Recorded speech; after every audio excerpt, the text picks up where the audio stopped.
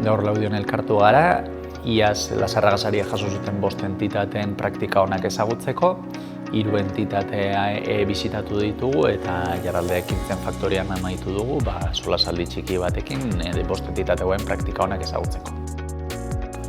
Guretzat euskarak hori enpresa barruan edo proiektoren barruan bere lekua dauka eta saiatzen gara gure lehenengo hitza beti euskaraz izatea.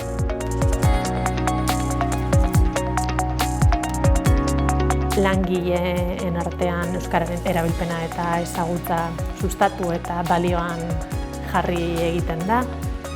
Eta gero hori euskararekiko lotura duten ekintzetan, jardunaldietan parte hartzen dugu.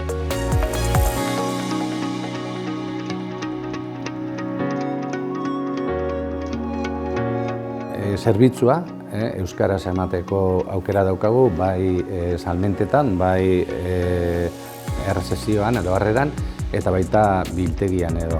Gauden langile guztiok euskaldunak garelako eta euskaraz egiten dugulako.